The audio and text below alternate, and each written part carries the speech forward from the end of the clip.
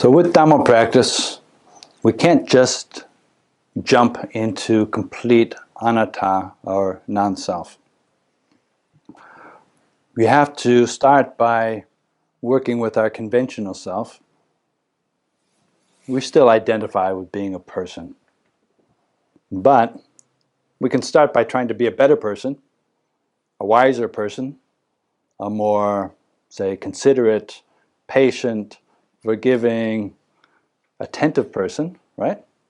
So there's still identification there, but gradually, at least we're directing it towards the wholesome, right? Away from defilements, encouraging the wholesome, right?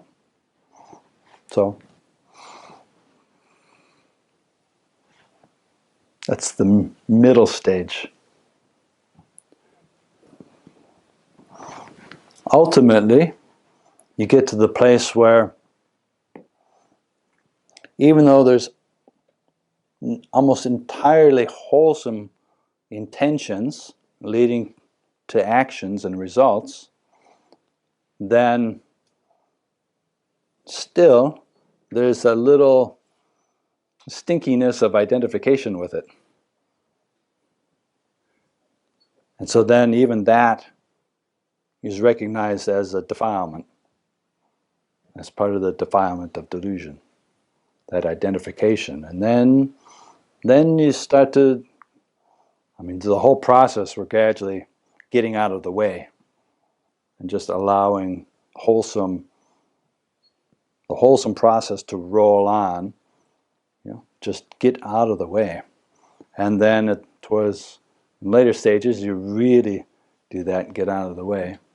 And then there are still wholesome intentions. Part of it becomes a habit. Yeah.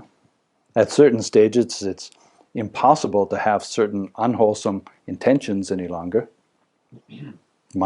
Consciousness is so purified.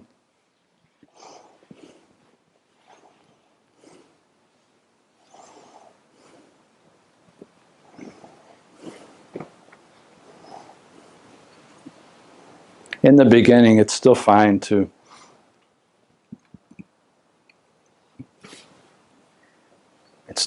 identify with the wholesome.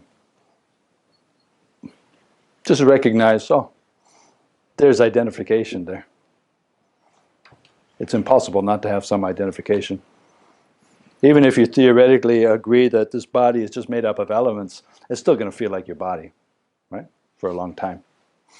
And even if you agree that the law of karma and the results of karma is an impersonal process, still practically,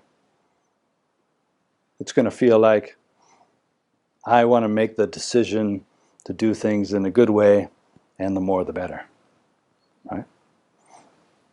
I want to decide to do what is beneficial and helpful and wise and moral, and the more I do, the better. And you can see the positive results that come from it. And of course, there will be still identification with that. Identification with the decisions and the results and analysis. I'm like this now, but I used to be like that, right? It's valid in terms of conventions, conventional use of language. But we try to keep in mind at the same time that ultimately even that is just conventions of language. Is no more than that. No, ultimately it is just a natural process that's happening by itself. Intentions gather a real momentum.